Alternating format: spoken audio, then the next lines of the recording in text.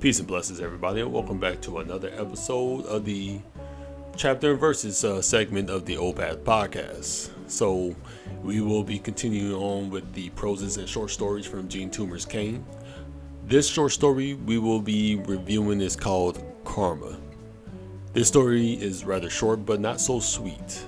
As the narrator of the story states, Carma's tale is the crudest melodrama. The setting of this story is back in the rural parts of Georgia, but we get two of the main scenes at the Dixie Pike, which is just an old dusty road, and the cane fields. Now, there are three main characters in this story. You have Carma, her husband Bane, and the narrator who is observing Carma from a distance. Now, the story starts off with a poem. Wind is in the cane.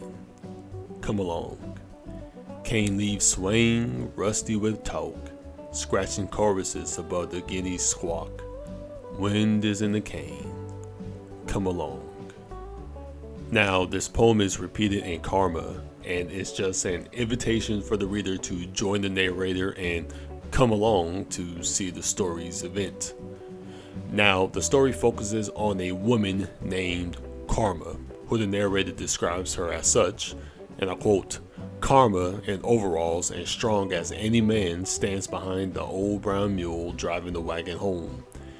This is interesting for one, Carma, a woman in the 19th century, is driving a mule chariot by herself. This has to make one to wonder, where's her husband? We also learned that her countenance and visage is as a mangrove gloomed yellow flower face. So, ultimately, according to the narrator, who is an observer, states that Carma is a strong, independent black woman. Now, in the second paragraph of Carma, we read more of what the narrator sees with her. He sees Carma passing during the Georgia sunset. The smoke is curling up in the skies, an exhausted black boy riding on the gray mule into the cotton fields, and a railroad repair gang going home. He hears a girl singing in the yard of a shack, and in the nearby forest, you actually have a lot of wicked activities going on. And again, remember, this is a biblical channel, so my perspective will be the Bible. So if you get offended, well, that's too bad. But what's going on in the pine forest is juju men and witch doctors performing rituals, and torches flare as the women, are singing and dancing. Then the scene switches to the evening, and the narrator tells the melodramatic tale of Carma's life. So the story goes like this: her husband Bane is in prison, and it's Carma's fault. He frequently traveled for work, so Carma decided to take on other lovers, which the narrator adds no one blames her for. When Bane came back into town, he would go to the neighbors and hear the gossip of the week. Some of that gossip was that Carma was, cheating on him, committing adultery. Bane, as a husband, naturally confronts her about it, and in which Carma acted, and I quote, hysterical. She hysterically runs from the house with a gun, and afraid to follow her, Bane, he waited until he heard her gun go off at sunset. So what he did was, instead of just running out there by himself and chasing her, he gathered a group of men, and they searched the cane field. A man actually tripped over what he thought was Carma's dead body. But when the men brought Carma home and searched for the bullet wound, they discovered that she was still alive. So you see the type of woman Carma is, right? Hysterical, dramatic. Bane, her husband, realized that she meant to fire a warning shot. Angry at her deception, Bane murdered the man whom he believed helped her. And that's why Bane is in jail.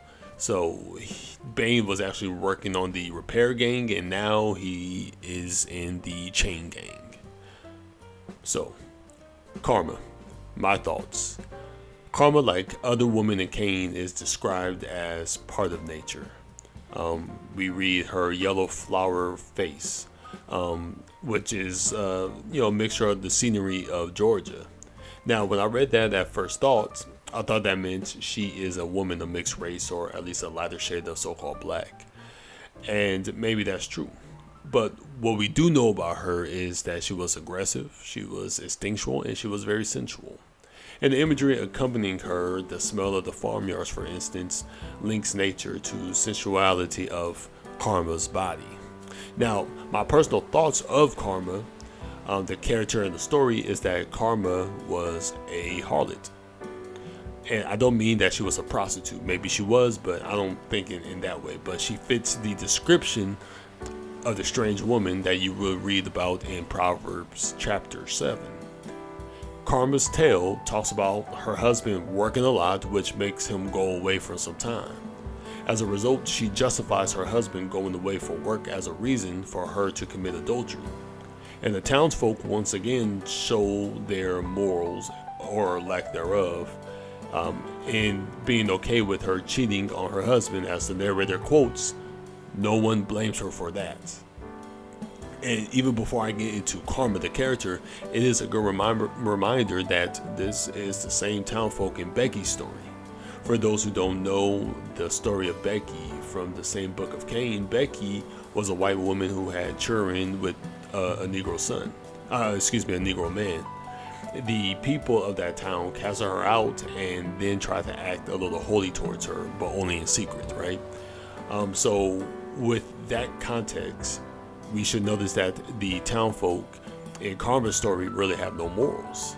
And when it comes to Carma, the character, like I said, she is what the Bible calls the strange woman. Now, what is the strange woman, and how is Carma like the strange woman?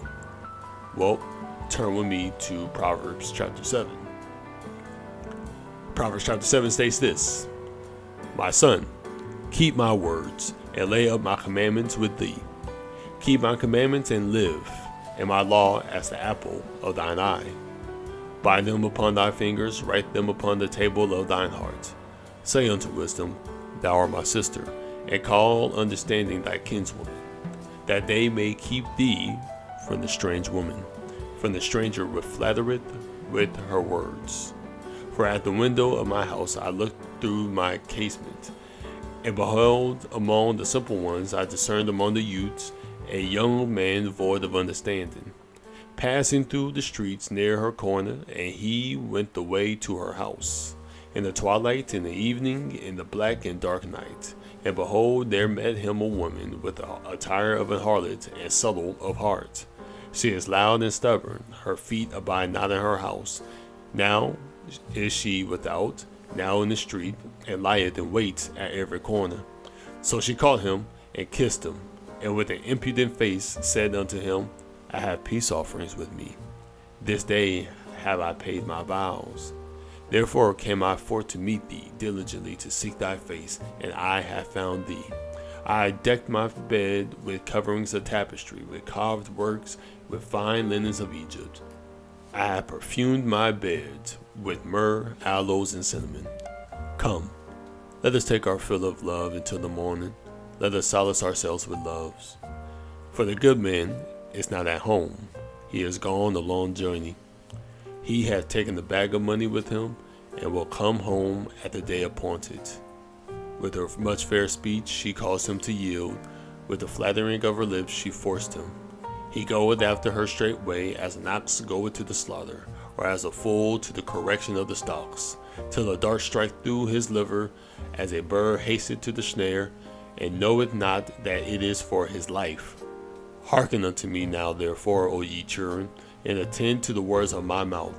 Let not thine heart decline to her ways, go not astray in her paths, for she hath cast down many wounded, yea, many strong men have been slain by her. Her house is the way to hell, going down to the chambers of death. So, let's compare Carma with this chapter, the strange woman of the Bible. First, Carma was subtle at heart. What that means is that she was deceitful and she likes to play little children games with serious matters.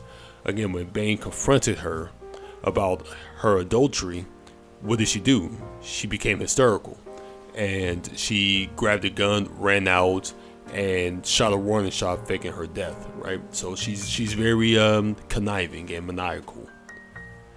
Secondly, Carma could care less about her husband.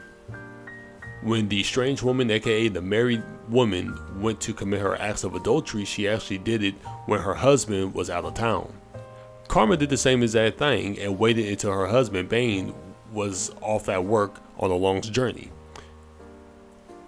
Thirdly, Carma, like the strange woman, was loud and stubborn. Again, going back to the hysterical when Bane confronted her about the rumors of her cheating on him. Instead of telling the truth, she chose to run up out of there with a gun and acting hysterical, faking her own death, right? For whatever illogical reason. No reasonable person would do that, right?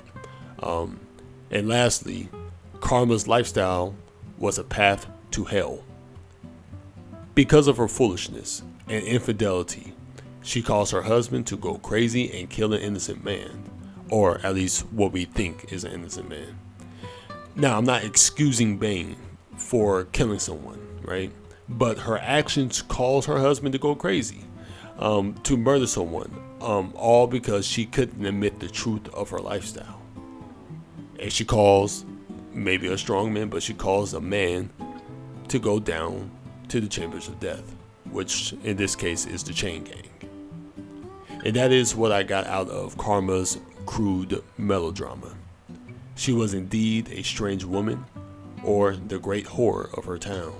And I believe the descriptions of the witchcraft that was going on in the wilderness was a hint of what that town was really like, which was there's a lot of spiritual darkness in that town and not a lot of light of Jesus.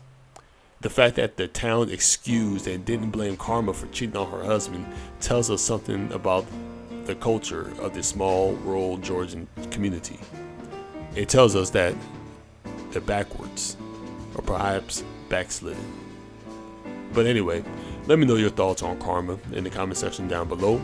And if you enjoyed this commentary and this review and the analysis that I gave, please like, subscribe, and comment, let me know, and don't be afraid to put a love offering in the description below in my Cash App. But anyway, the truth shall make you free.